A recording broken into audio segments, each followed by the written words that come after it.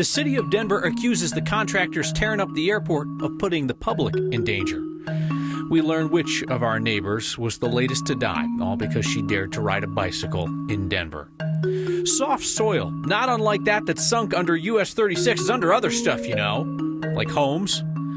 And it sounds like an obituary for former Governor Hickenlooper's presidential campaign. He'll always have brewing. Makes you thirsty on a Friday night, doesn't it?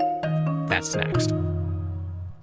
Imagine just how terrible a contractor would have to be for you to fire them halfway through the job while your house is just completely torn up. That is what the city of Denver is threatening to do out at the airport. Fire the developers right in the middle of the $650 million renovation project.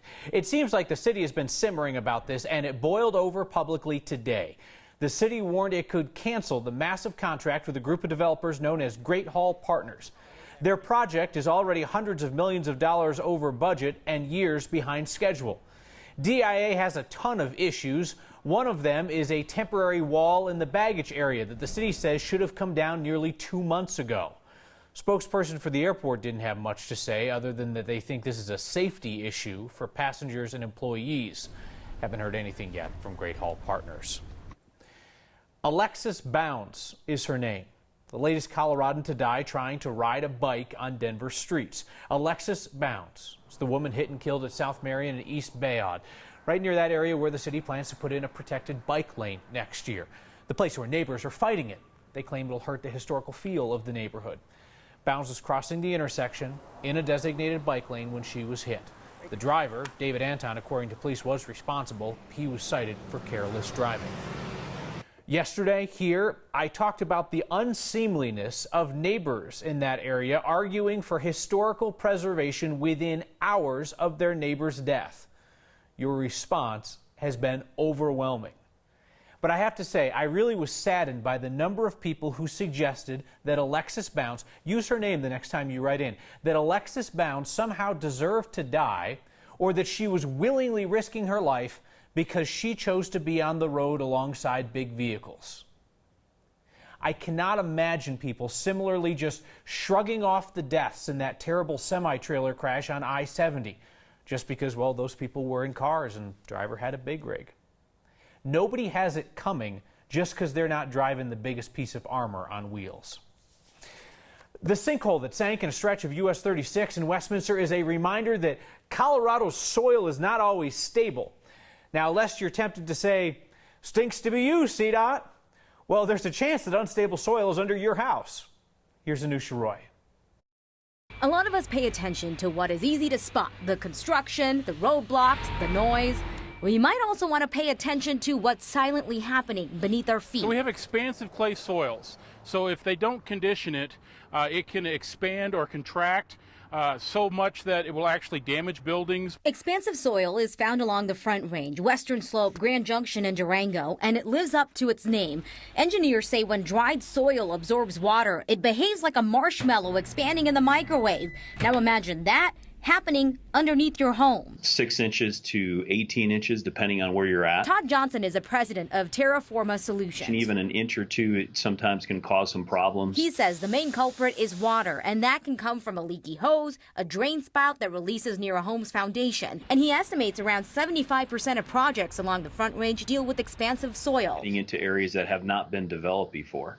So the material's never been treated.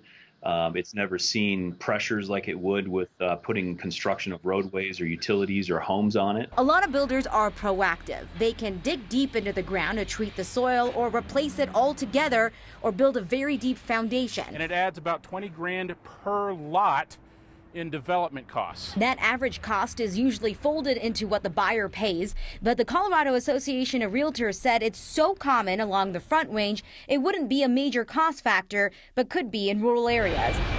When the soil dries out, it can settle back to where it originally was, much like this marshmallow, taking with it the home above it. A lot of times you'll see that cycle occur, over a 10-year period, and that's a lot of times why you have 10-year warranties on your foundations.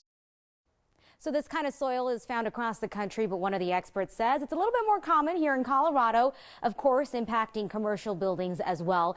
A couple of key questions you can ask when buying, like how deep down was the soil when it was tested and how much does it actually expand? Just things as a buyer you might want to know before you sign off on that paperwork. When people think about like shifting and settling soils around a house, they see dollar signs. Oh, yeah, absolutely. But most of the time, because it is so common, it's just kind of folded in to the cost in the first place. So it shouldn't be any kind of surprise down the road. If it's down the front end. All right, Anusha, thank you. So, hey, back to that big hole in the ground that unfortunately overlaps with eastbound 36 at Church Ranch Boulevard. CDOT says the sinking is slowing, much slower than it was receding 2 weeks ago. Workers now beginning to remove the panels from the retaining wall so they can get started with repairs. CDOT hopes its contractor will have repair plans drawn up within days, then they can get started. 6 days after heavy rain caused flash flooding in Lakewood, it continues to affect history. Our Nelson Garcia takes us to the Colfax Museum. This is a sign from Guido's Nickel Bar. For 15 years, Yeah, this was the stage that Jane Mansfield played some organ. Johnny Barber. We've got, look at this guy, Dan Bellamy. I mean, look at the sideburns, bro. He's been putting together this collection. The green cactus. We got the Pabst blue ribbon. Of memorabilia from Colfax. When I was talking about moving the Colfax Museum into this building, like no one ever disclosed to me that this was a floodplain. And after all this effort, his dreams Unbelievable. Yeah, I was scared to death. were washed away in a heavy rain and flash flood. Like my family and I are in very dire financial straits. Property manager Greg Dyer explains what happened to Barber and the rest of his tenants in his building along West Colfax in Lakewood. This river of water that just runs down almost down 16th or 16th and comes right in through here, and it just runs right on in the building. Leaving a mess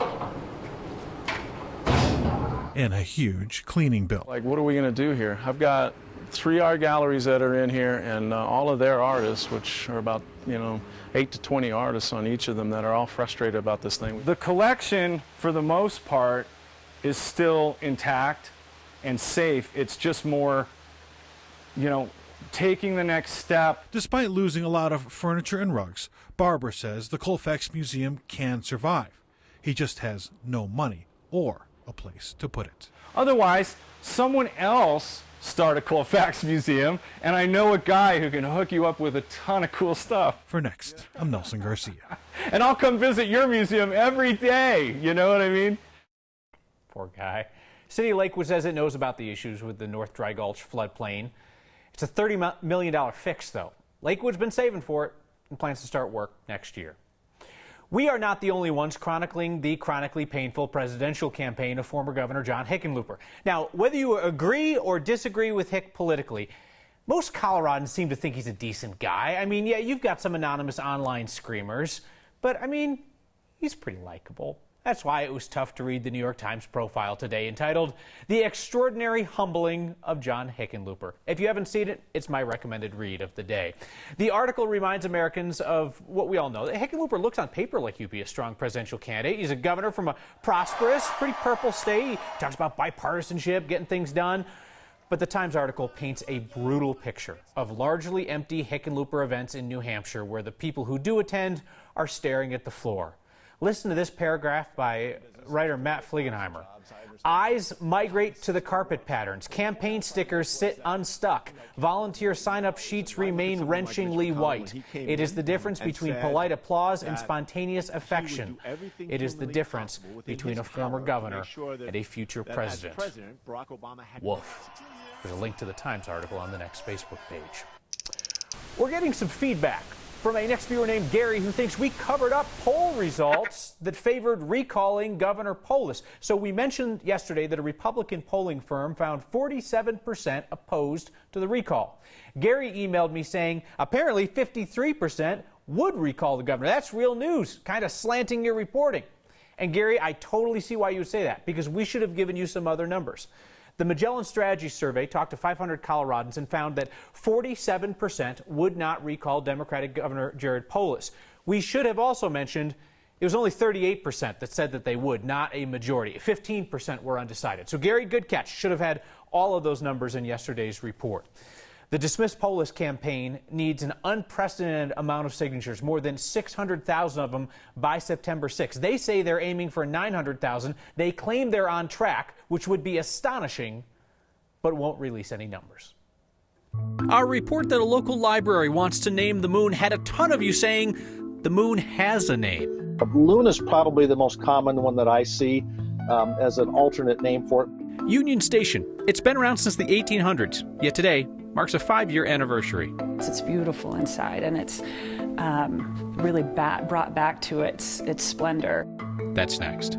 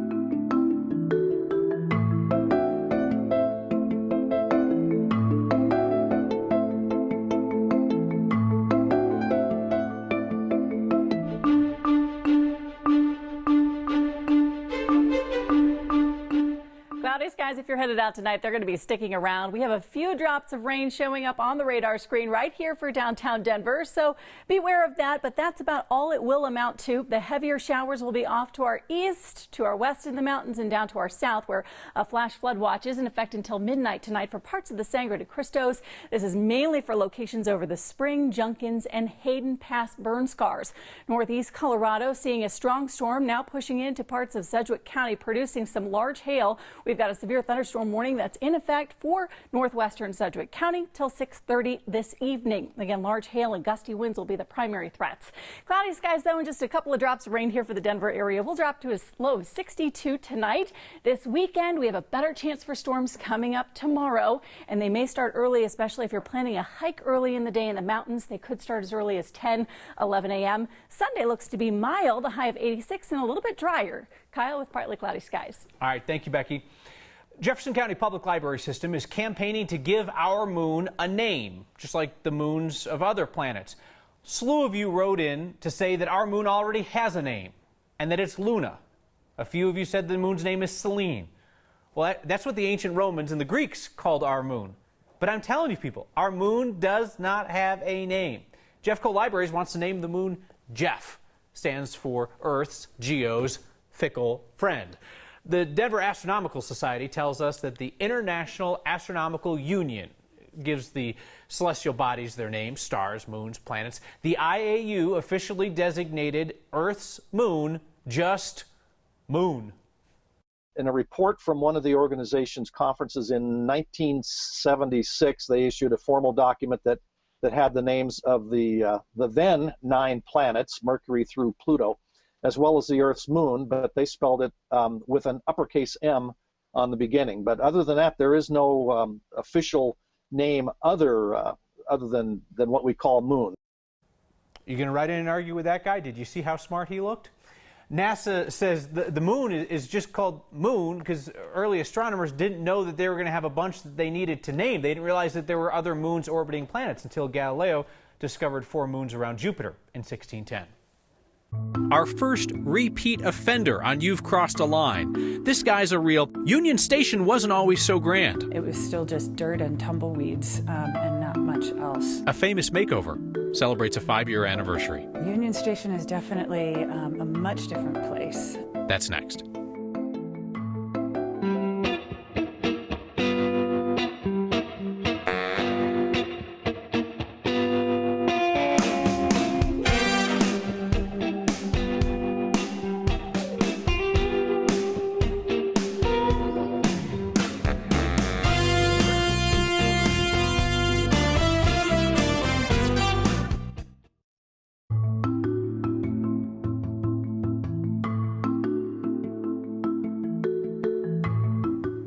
remember when they renovated Union Station?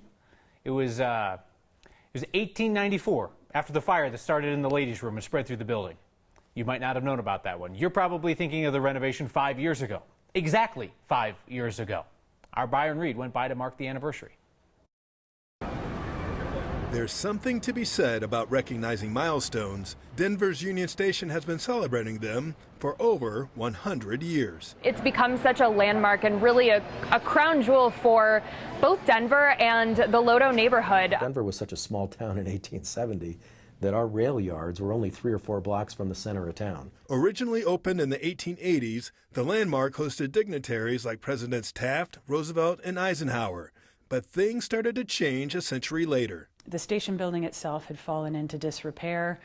All of this land between the station and the river was vacant. A lot of these large freight yards began to get decommissioned in cities in the 80s and 90s. And when they did, many cities saw it as exciting redevelopment opportunities.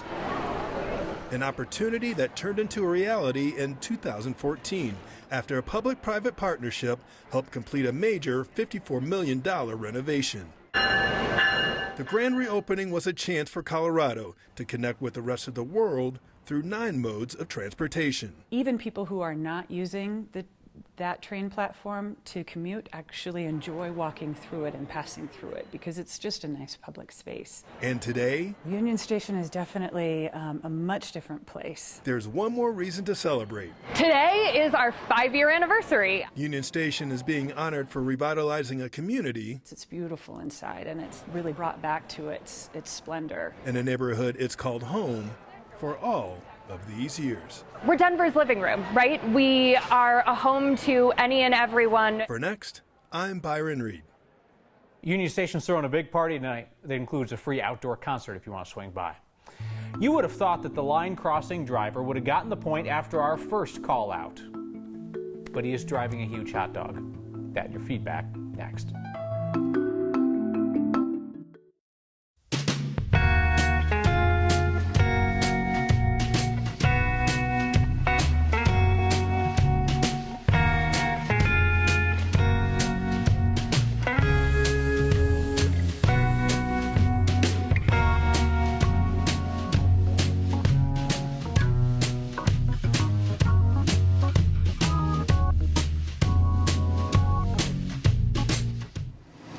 You know, it's not often that we see the same offender caught crossing a line twice, but this guy is kind of a hot dog.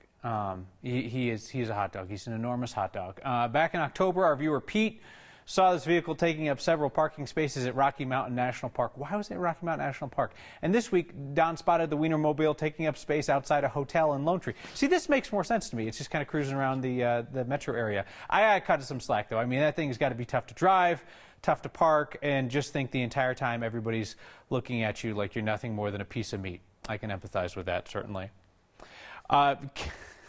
Wendy writes in tonight, this is talking about the issue of how we balance safety on our streets. She says, I feel strongly about historic preservation. I feel even more strongly about people being safe. Ed Pike writes in, says, thank you for sticking up for me and for many other cyclists. I am someone's son, brother, grandfather, husband, etc. Rides about 5,000 miles a year. Ed says he has an extra life insurance policy because his wife worries about what will happen. Be safe out there. Look out for your neighbors. See you next time.